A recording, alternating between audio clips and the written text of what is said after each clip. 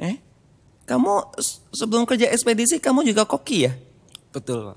Mas Ulum, kamu masih ingat gak sih kenangan kita di rooftop RMI D29 dengan saya waktu itu? Yang waktu untuk keluarga itu saya kurangi, waktu untuk saya juga saya kurangi. Halo sahabat sekelas, kita jumpa lagi di Inspirasi Sekelas. Kisahmu, inspirasiku.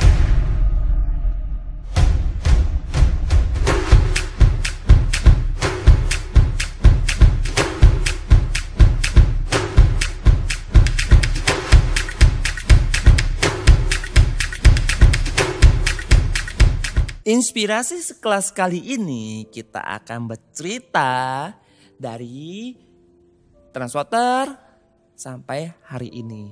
Ya ini request para sahabat sekelas semua kemarin itu kan mau hadirkan dari Transwater juga dong. Ini kita hadirkan ya, ini menjadi kisahnya. Nah, kisah tim babak alas kita ini mengawal karirnya dari Transwater sampai kali ini itu juga sangat menarik sekali. Ya kita bacakan dulu kisahnya ya. Dia mengawal karirnya di JNT Express di September 2015. Jadi tim babak alas juga sebagai seorang Transwater. Udah itu jadi sprinter, jadi SPV, sampai jadi asisten manajer dan sekarang tuh sudah pindah ke SQ. Jadi bagian tim operasional juga. Siapakah dia? Kita langsung undang aja. Mr. Faktur Ulum. Selamat pagi. Selamat pagi, Pak. Mas Ulum. Ya, kita langsung masuk topik aja. Ya, cita-cita.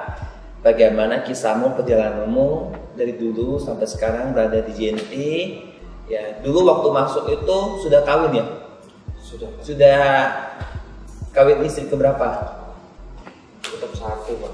Pertama. Sudah ada anak belum? Waktu masuk sudah anak. Anak satu. Ini anak Sekarang kedua. Oh, berarti setelah masuk kamu ada hasil ya, hasilin anak ya. betul. Oke. Kamu masuk sebagai?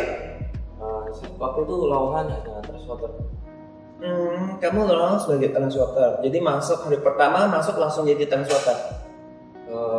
Iya, Pak, tapi ada training dulu. Ada training dulu langsung Pak. Transwater tuh berarti bawa mobil gitu ya? Enggak, Pak, tetap trainingnya budaya perusahaan. Oke. Kamu sebelum kerja ekspedisi kamu juga koki ya? Betul, Pak. Gimana tuh ceritanya seorang ulum kerja jadi koki? Dan infonya dapat jodohnya bukan jadi Transwater tapi dari koki. Apa tukang cuci piringnya kamu dapat? Enggak, sama-sama ya, serabutan kan, Pak, di sana. Kelihatan aja gitu tiap hari. Masak apa? Untuk yang waktu itu kita di catering pertama itu saya waktu itu cuman cuci-cuci perabotan aja sih waktu itu. Terus ya bantu-bantu, biasa apa itu namanya helper gitu loh, Pak. Untuk yang apa itu namanya yang catering kedua itu baru saya di situ mulai apa itu bagian kayak nasi gitu, mulai nol sampai jadi contoh menunya itu nasi goreng seperti itu dan banyak olahan lainnya. Berarti kamu pintar masak juga dong? Kemarin coba, Pak, gagal. Loh, katanya kamu catering koki. Ya, jadi gimana, Pak? Sudah lama karena kita juga 5 tahun di ekspedisi. Jadi saya lupa untuk itu. Coba-coba ternyata gagal juga. Tapi dulu enak masaknya. Kalau dihitung yang makan aja, Pak, ya itu sehari satu kali event itu bisa 2000 tamu kan. Selama 3 tahun saya kira-kira di catering itu. Bagian masaknya? Iya. Oh, bukan bagian ininya ya, bukan bagian hitung berasnya ya. Oh, enggak. Bagian masaknya ya tapi ya. Oke. Jadi koki lalu ketemunya waktu jadi masaknya atau jadi serabutannya? Itu kita sama waktu itu masak juga. Masak juga. Dia masak nasi, kamu yang goreng. Enggak, dia kayak bagian es gitu loh, Pak. Oh, bagian es. Oh, kamu panas-panas dapat pendingin dari sana gitu, ujung hatimu merasa dingin gitu ya, didinginkan oleh ting ting gitu ya. Nah, itu cerita lamamu. Nah, sekarang tuh kita mau cerita kamu masuk tentang JNT nih. Ada satu pertanyaan nih. Kalau dengar-dengar dari kata Pak Is, ada kenangan apa kamu di rumah Pak Is? Waktu itu malam-malam Pak, kami calon karyawan itu dipanggil ke rumahnya untuk interview. Waktu itu kita kaget juga kok malam-malam terus ya di rumahnya, kenapa nggak di jam kerja terus di kantor. Ternyata informasi dari Pak Is waktu itu memang kantornya sedang dalam tahap renovasi. Jadi belum ada meja, belum ada CCTV, bahkan itu belum ada. Jadi kita waktu itu awal-awal itu ya bingung juga sih awalnya, mau lanjut atau gimana. Interviewnya di rumah orang gitu. Betul, ya. malam-malam lagi. Tapi Pak Is juga luar biasa berarti ya. Sangat luar biasa bagi kami Pak. Saya belum pernah ketemu sih ya, tapi saya penasaran sekali. Oke. Jadi ujungnya sudah di interview di sana. Betul. Lalu waktu itu kita tanyakan kapan ini Pak masuknya. Peresmiannya baru tanggal 20. Jadi setelah tanggal 20 renovasi selesai baru kita 20 apa nih? 20 Agustus itu. Oh berarti kamu interviewnya Sebelum tanggal 20 Agustus. sebelumnya berarti sudah sebelum-sebelumnya itu. Betul. Ya. Oke. Baru pas berarti ini lebih cepat lagi interviewnya. Cuman nicknya aja kalah cepat sama Mbak Mei. Mbak Mei kan ini September ya. Tapi kan satu angkatan ya. Satu angkatan. Yang masih sisa sampai sekarang ya. Betul. Oke. Transporter cuman kamu sendiri enggak? Enggak Pak, waktu itu banyak. Malah jumlah sprinternya itu yang lebih sedikit daripada transporter waktu itu. Sekarang teman-temanmu sekarang masih ada? Masih beberapa. Beberapa masih ada ya. Bisa reunian dong nanti. Pengennya gitu Pak. Oke. Lalu apa tanggapan keluarga kamu ketika kerja di JNT jadi transporter, terutama istri tercinta? Karena sebelumnya tuh di ekspedisi sebelumnya itu kamu jadi transporter juga kah? Iya betul, jadi transporter juga. Bagian-bagian kirim-kirim juga gitu ya. Iya. Ujungnya kamu, nah lalu masuk ke JNT jadi transporter, apa tanggapannya jadi? Karena sebelumnya sudah jadi transporter atau kurir mobil waktu itu kita sebutnya, jadi sudah terbiasa Pak. Tapi yang sebenarnya sedikit melarang ya itu ibu saya sendiri waktu itu. Kenapa? Dia nggak suka aja kalau saya kerja di jalan. Gitu. Mungkin Nggak faktor suka. keselamatan atau apa. Tapi kan sebelumnya kamu jadi transporter juga ekspedisi lain itu sudah berapa tahun? Hampir 2 tahun. Juga kerja di jalan? Iya betul, sama juga. Sama juga.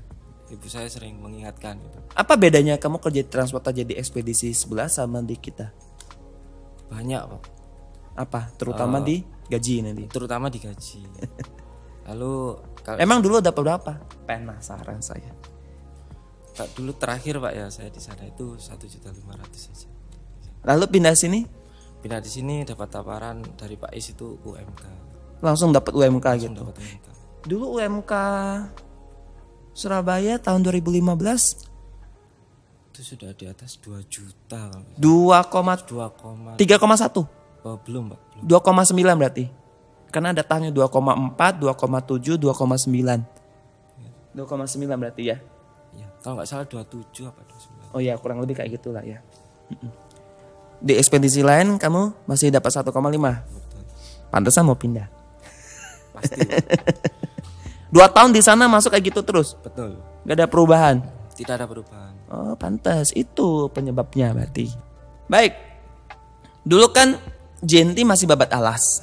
Ya, kamu masuk itu kan masih agak bingung-bingung juga pastinya kan.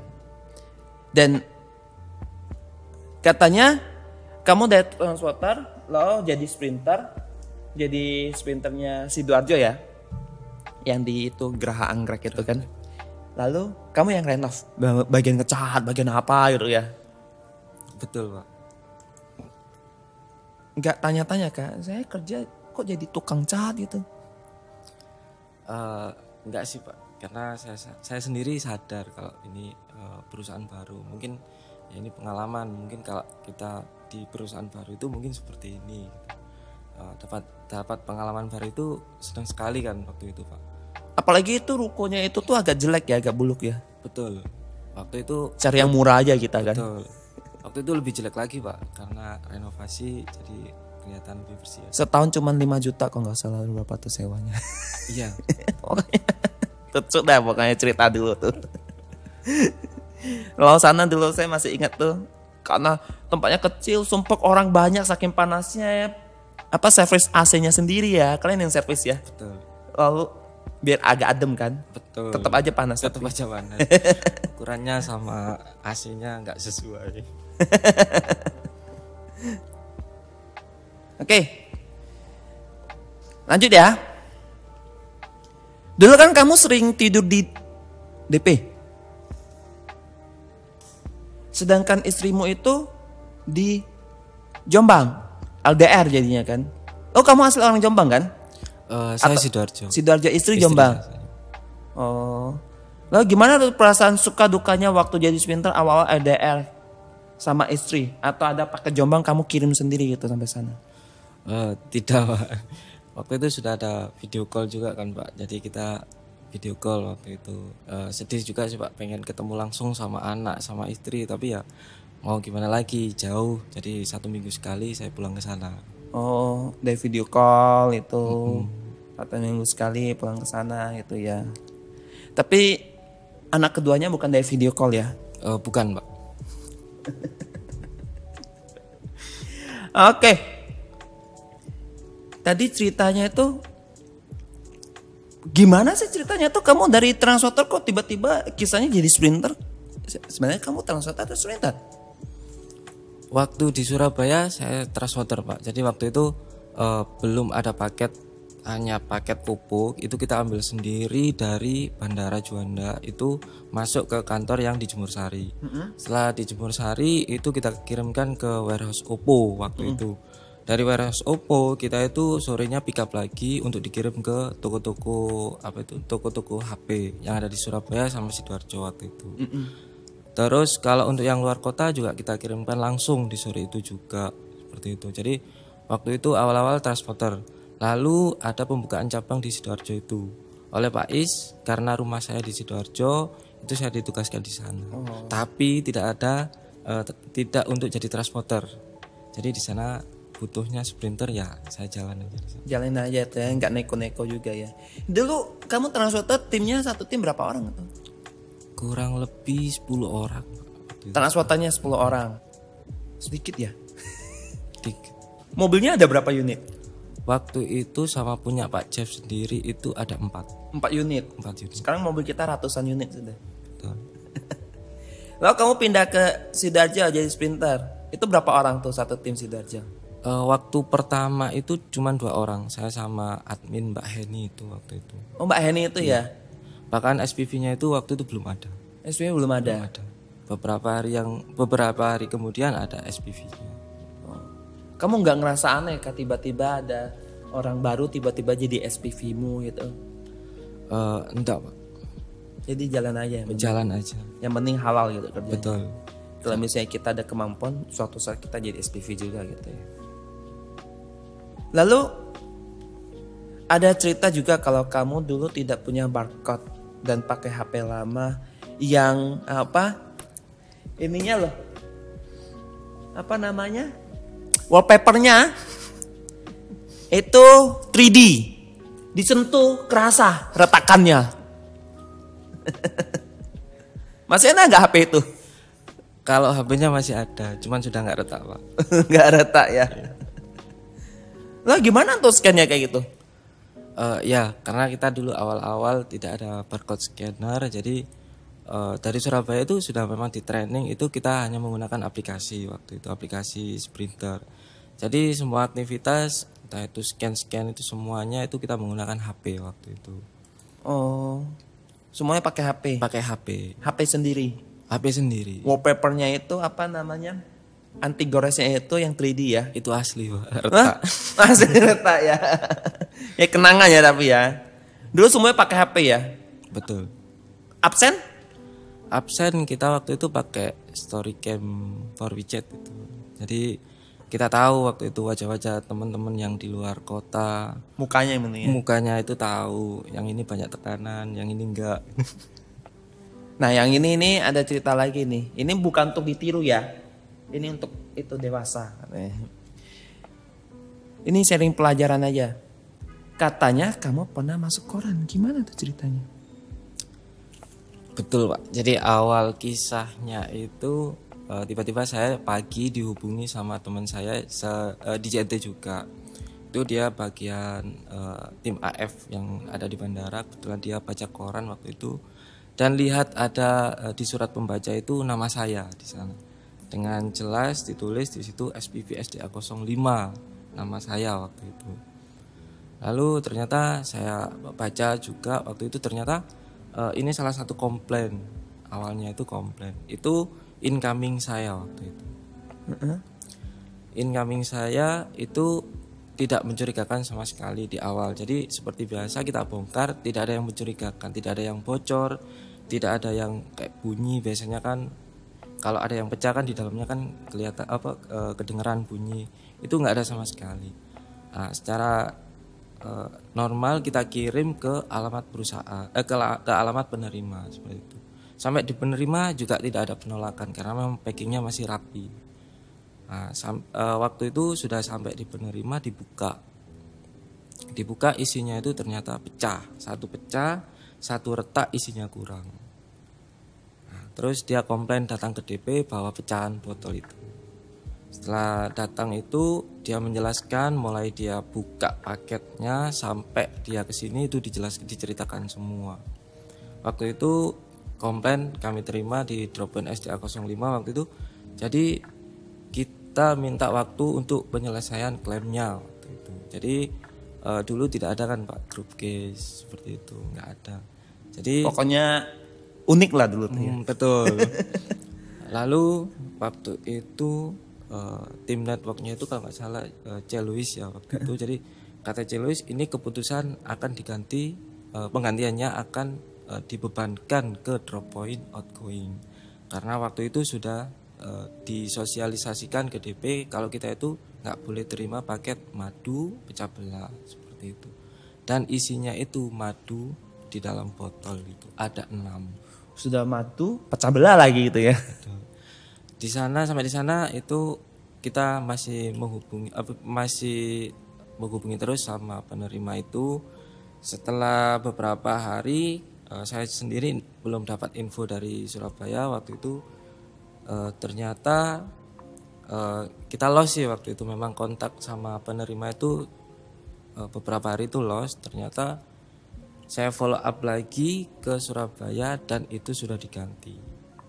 Nah beberapa minggu kemudian baru tayang surat pembaca itu. Baru tayang gitu ya.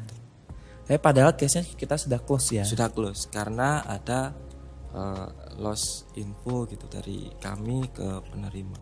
Padahal dari awal kita sudah jelaskan kalaupun nanti ada penggantian sesuai SOP akan digantikan ke pengirim. Betul. Biar dia hubungin pasti pengirim gitu kan. Dan pengirimnya diem-diem aja berarti ya. Iya betul. Padahal waktu itu di penerima itu nginfo kalau pengirimnya itu juga masih saudara. Kelupaan kali, kelupaan. Deg-degan gak sih dapetnya kayak gitu ceritanya? Kaget. Terkenal ya, langsung terkenal ya. Tapi ya sedih juga, tapi gimana lagi. Saya konfirmasi ke penerima itu juga penerimanya bilang ya udah terlanjur katanya gitu. Ya terlanjur tapi perasaanku ini loh Mbak Yu gitu ya. Tapi case close ya, aman ya. Aman. Cuman ya kalau ekspedisi itu harus hati-hati untuk terima barang pecah belah sama madu ya. Itu pelajaran untuk kita. Terima barang pecah belah sama madu memang kalau di SOP itu kita gak terima ya. Atau harus lebih ada penanganan khusus. Itu harus konsultasi lagi sama tim operasional kita nantinya kalau misalnya ada customer kayak gitu. Oke. Kamu dari transporter jadi sprinter, pegang DP, pokoknya selesai itu ucuk lari ke back office nih sekarang. Apa perbedaannya di lapangan sama di back office? Perasaanku sama aja, nggak tambah putih. Kan di lapangan kan kena matahari terus, di kantor kan kena AC terus, harusnya kan bisa tambah putih. Enggak Pak, saya nggak takut hitam Pak. Nggak takut hitam ya. Kalau perbedaan yang pasti di sini ruangannya ber-AC, Pak. Oh, ruangan ber-AC ya. Kalau kita di area itu ya mau gimana lagi, ya kerjanya juga di lapangan, jadi ya unpack, ikut unpack, terus ya keliling, ya juga keliling juga. Enakan di back office atau di lapangan? Kalau menurut saya sama aja Pak, di sana itu ada pengalaman tersendiri ya nanti. Dan saya juga senang dengan hal-hal baru seperti itu. Kalau di lapangan tuh banyak temuin hal baru berarti gitu ya. Betul. Di SQ kan juga Pak. Jadi saya kenapa mau pindah ke sini, tertarik pindah ke sini karena saya yakin ada hal-hal yang belum saya ketahui di SQ seperti itu. Kayak dulu itu waktu di area kita monitoring aja susah. Tapi kenapa area di SQ itu selalu tahu AWB 1 pun ini lolos scan, ini lupa scan seperti itu. Tahu, berarti kan ada cara-cara khusus seperti itu yang mungkin belum kita tahu. Dan sampai sini dapat nggak? Dapat. Ada belajar hal baru juga ya? Banyak juga ya. Jadi kan hal-hal baru yang kita pelajarin ya. Walaupun kamu waktu di mutasi itu jarak rumah jauh loh. Sangat jauh. Sampai sekarang tetap jauh ya? Tetap jauh. Lalu nanti kalau pindah kantor lebih dekat atau lebih jauh? Lebih dekat Pak. Lebih dekat ya? Oke, jadi lebih senang atau lebih sedih? Kalau saya lihat kantornya kemarin lebih senang sih Pak. Lebih senang ya? Berarti kerja harus lebih bagus dong? Wajib Pak. Wajib ya. Oke. Mas Ulum, kamu masih ingat gak sih kenangan kita di rooftop RMI D29 dengan saya waktu itu? Apa sih perasaan kamu waktu itu? Perasaan saya waktu itu bingung Pak. Bingung gimana? Iya, mau diapain, mau ngapain juga saya nggak tahu waktu itu. Karena awalnya itu saya cuma disuruh sama atasan saya waktu itu besok datang ke kantor RMI ketemu sama Pak Denny seperti itu. Ya sudah, saya datang aja waktu itu. Ternyata sama Pak Denny waktu itu diajak ke atap. Setelah sampai di atap, kita juga waktu itu nggak bahas kerjaan kayaknya. Waktu itu cuma cerita lamanya Pak Denny itu seperti apa. Terus saya juga diminta untuk cerita masa lalu saya seperti itu. Jadi ya saya cerita aja. Lalu yang saya ingat waktu itu 2 pesannya Pak Denny. Yang pertama, saya itu harus mampu mengimbangi atasan saya waktu itu. Yang kedua itu saya harus siap sama banyaknya, nantinya akan banyak sekali perubahan karena kita juga masih baru. Waktu itu masih 1 tahun. Jadi ibarat bayi kan kita baru merangkak seperti itu. Udah itu sih Pak. Bingung awal. Lalu apa yang terjadi? Lalu saya balik ke area. Terus ya Pak Leo info kalau ya sekarang saya kamu asisten gitu. Oh gitu ya. Oh cuman keluar ya pulang itu bingung ngapain sih panggil cuma ngomong kayak gitu ya. Pulang-pulang dipromosikan gitu ya. Perasaanmu gimana jadinya? Seneng sih Pak, karena kalau dari teman-teman saya kan juga seangkatan, juga banyak yang sudah jadi SPV, intinya sama, tapi waktu itu saya dulu yang diberi kesempatan. Oke. Nah, kamu kan jadi asisten. Kamu asisten juga ikut beberapa manajer ya. Pelajaran apa sih yang kamu dapatkan dari masing-masing manajer itu? Kalau pelajaran yang paling ini ya, yang mungkin sebelumnya saya belum pernah dapat karena mungkin saya juga belum pernah jadi asisten manajer sebelumnya. Awal-awal bingung sama job desk-nya waktu itu. Yang pasti yang saya dapat itu cara memanage timnya atau area itu sendiri. Ternyata beda leader itu ada perbedaan cara di sana. Jadi kita nggak bisa harus seperti ini areanya baru bisa bagus, nggak. Ternyata beda. Cara kepemimpinannya itu yang beda, tapi hasilnya itu bisa jadi sama. Hasilnya bisa jadi sama ya. Padahal kamu enak-enak tuh jadi SPV Wonoayu dulu itu ya. Sampai sudah jadi best drop point ya dulu ya. Waktu itu belum Pak. Belum, tapi deliverynya paling bagus kan? Betul. Tapi saya sendiri dapat sih waktu itu. Kamu sendiri dapat ya? Karyawan terbaik waktu Yang terbaik ya. SPV ya. SPV. Ya saya ingat tuh dulu tuh Wono Ayu tuh deliverynya paling bagus. Lalu dengar-dengar kamu kerja di JNT 5 tahun nih, hasil kerjanya dapat rumah ya? Masih nyicil Pak, alhamdulillah sudah bisa nyicil rumah. Sudah pindah berarti bukan kos-kosan lagi sekarang? Bukan. Sudah pindah ke rumah baru? Betul. Sejak kapan? Tahun lalu Pak. Luar biasa ya. Di Sidoarjo berarti ya? Di Sidoarjo. Oh pantasan jauh itu ya. Betul. Berarti dulu ngekos, istri di Jombang, kamu di sini. Waktu istri di Jombang itu saya tinggal sama orang tua. Oh pas istri kesini baru kamu ngekos. Betul. Lo ngumpulin duit beli rumah. Beli rumah. Sekarang sudah dapat rumah sama anak istri, menetap berarti di Sidoarjo ya. Betul. Jadi warga Sidoarjo sudah ya. Sidoarjo. Luar biasa ya, nggak sia-sia berarti kerja di JNT ya. Oke. Lalu bagaimana caranya kamu mengatur waktu antara bekerja dan keluarga kamu? Jadi saya ingat juga pesannya waktu itu Pak Denny juga waktu itu bilang kalau harus ada yang dikorbankan seperti itu. Jadi antara kalau kita mau ngejar karir ya waktu untuk keluarga dan waktu untuk kita sendiri itu harus kita korbankan seperti itu. Jadi ya mau nggak mau, karena kalaupun saya kan ibaratnya mengorbankan waktu, yang waktu untuk keluarga itu saya kurangi, waktu untuk saya juga saya kurangi. Tapi itu kan juga kembali lagi untuk mereka, untuk apa ya, membahagiakan keluarga saya juga. Kurangi tapi kan tiap hari tetap sekarang kan Tetap. Betul. bisa bawa anak istri dateng gitu kan. Itu ngorbanin kan dulu misalnya istri di Jombang, kamu nih cuma bisa ketemu seminggu sekali tapi sudah dapat hasil. Awalnya aja kelihatannya pahit tapi sekarang sudah ada rumah sendiri gitu kan. Lalu sekarang tiap hari juga bisa ketemu keluarga sudah kan. Tiap hari kan ketemu kan sekarang kan? Tiap hari. Atau seminggu sekali tetap? Tiap hari. Pak. Tiap hari sudah ya. Luar biasa kan? Nggak usah jadi kontraktor lagi kan? Menetap sudah sekarang kan? Luar biasa pokoknya. Oke. Apa sih motivasi kerja seorang faktor ulum? Apakah dua buah hatimu jadi penyemangat dikala lelah melanda?